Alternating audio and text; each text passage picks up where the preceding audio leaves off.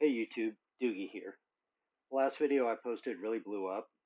We got about 100,000 views in the last 2 months, and I wanted to thank everyone for the kind words of encouragement. You know, in our line of work, a lot of times what we do is either taken for granted or not seen, which is fine because most of us do it for the reward of having a positive impact on the people we help. So all the attention that video received was pretty amazing, and I just wanted to say thank you. For this new video, since there was so much interest in the strawberry or lover's leap incident video, and you can find a link to that one up above, today I thought I would give everyone some inside baseball on how we prepare to safely and successfully conduct those types of rescues. So let's get into it. Oh, and I think I'm supposed to say like and subscribe. That way I know you're interested in what I'm putting out there. I hope this one gives you some insight into how we do the job. So how do we train for something as complex as a hoist rescue? Well, that's a great question. It really starts in the classroom. Every year we review all kinds of materials and procedures to ensure that we're up to date and operating as safely as we possibly can. We study things like aircraft emergency procedures, crew resource management, new tools and techniques, and we bring in outside trainers to make sure that we have the latest and greatest industry knowledge. A big shout out goes to SR3 for the phenomenal training that they provide. If you want to learn from the best, those guys are the ones you need to talk to.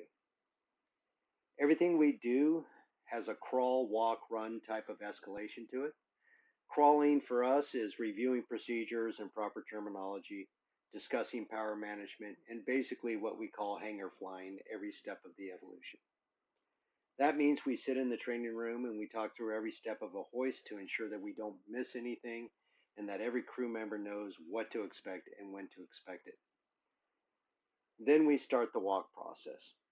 Walking for us means that we get airborne and start working in some fairly benign locations. We practice static insertions and extractions, which means coming to a hover before deploying or extracting the rescuer.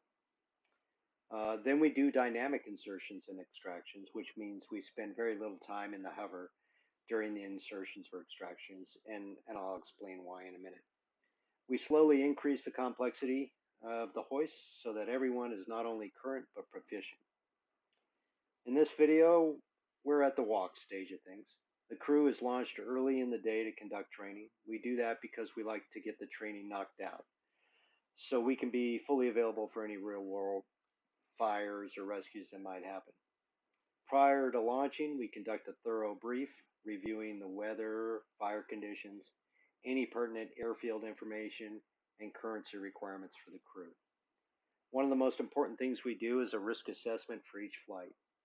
So in that assessment, we talk about the aircraft and any maintenance concerns, potential weather impacts, how the crew feels both physically and mentally, making sure everybody's rested and ready to go, and any environmental limitations we might face. The other important thing we do, which is part of this environmental limitation, is calculating our worst case power available. That means we make sure the helicopter is able to physically do what we're asking it to do. Can the helicopter make enough power to hover on a hot day at a high altitude and still have the power to pull a victim off the side of a mountain? Once the brief is complete, we walk.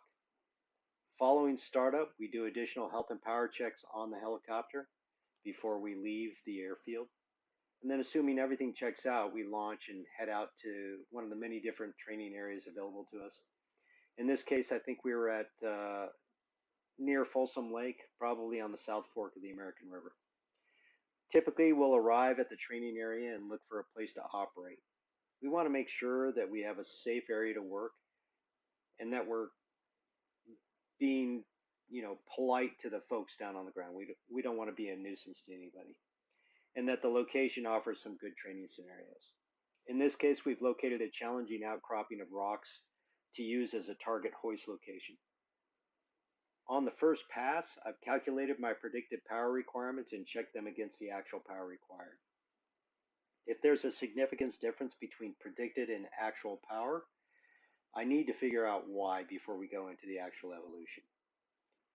My tactical flight officer is standing on the right cargo door skid, tethered to the aircraft and ready to operate the hoist.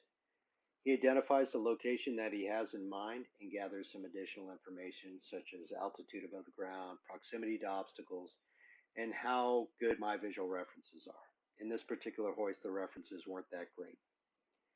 The TFO next moves to position the rescuer for the hoist. This is done by placing him on the helicopter skid attached to both the tether as well as the hoist. He does this by asking the pilot for permission to put the rescuer into the wind. So we are constantly communicating internally within the cockpit to make sure that everybody knows what everybody else is doing at any given point in time. Hopefully it finds it. Alright. Moving rescuer to the door. You're cleared to put him in to the wing. Alright, rescuer's going on hook.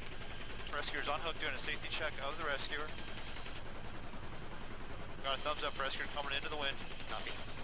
And rescuer's in the wind. Copy. And riding on the skid. Okay, I'm ready for right base when you are. Alright, you're clear right.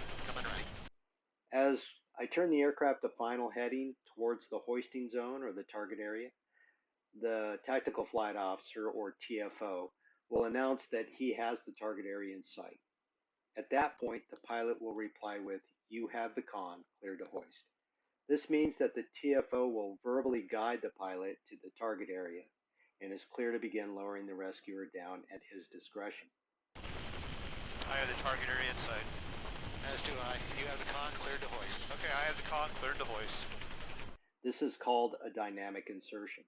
And we do dynamic insertions because it reduces the amount of time we're in a hover, which is more demanding from a power perspective than staying in forward flight. As the rescuer is lowered down, the TFO will give a relative distance from the target area, counting down to 0. And rescuer's coming off tether. Roger. And rescuer's going below the skid. Continue forward on this line.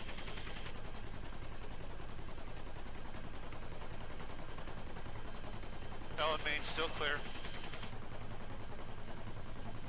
Rescuer's about a quarter of the way out. Call this 30. Good speed, good approach, good height. So as a pilot, I'm more interested in the cadence of this distance call. If the TFO is calling out numbers quickly, I know I may be closing in on the target area too quickly. And vice versa, that is, if he's really slowly calling out those distances, I know I can probably pick up the pace a little bit. 20. Rescuer's about 3/4 of the way, 10. Forward 5, 4, 3, 2, 1, and hold. I'm going to slide you right, Doug. We're actually going forward or left. So slide right, no forward, but slide right. 3, forward and right, 2. We're just got a little back here. Forward and right, 1, and hold. Holding. As you can see in this video, I had a little bit of drift going. The visual references were pretty much non-existent other than looking straight down, which is not impossible, and it's often the situation for us, so you have to learn how to adapt. You can hear the TFO correcting my drift patterns in order to keep the rescuer over the target area. This was what I would call a pretty challenging location. Like the saying goes, the more you sweat in training, the less you bleed in the real mission. And rescue, just got a little bit of a swing that I'm going to have to arrest as I put him down. He's probably 2/3 of the way down. Copy. Rescuer's flying nicely though. Hold your forward drift. It's a tough spot, huh? Yeah, it's challenging. Alright, rescuer is flying nicely. He's getting close to the rocks, but he's got a little swing, so I'm going to hold him here for a second. Sit and hold your forward drift. And putting rescuer gently into the rocks. And rescuer's making contacts with the rocks. So I'm glad we had an opportunity to do this and test my abilities to maintain that hover. And you'll see as I come around for the extraction, I've gotten a little bit better. Alright, I have the target area in sight. On final, you have the con, cleared to hoist. Okay, I have the con, cleared to hoist. Empty hooks going below the skid. Appears to be a great line. Continue forward.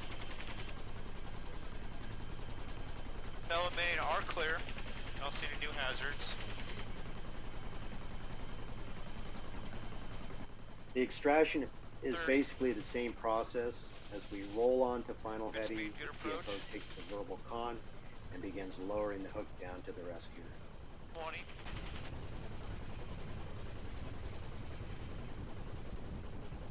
10.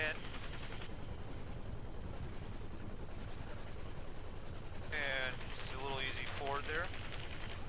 5, 4, 3, 2, 1, and hold. Holding. You can see that the TFO is a master with that hook. He put it right in the rescuer's hands. Very impressive. Rescuer's got the hook in his hand. Rescuer's making the connection. Rescuer's getting the pickup sail. Starting to take the load. 3, 2, 1, and taking the load. Good power. Alright, you're clear up. Coming up. Clear up.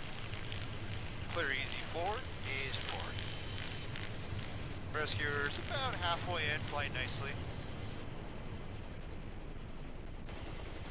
Rescuer's 3/4 of the way in, flying nicely.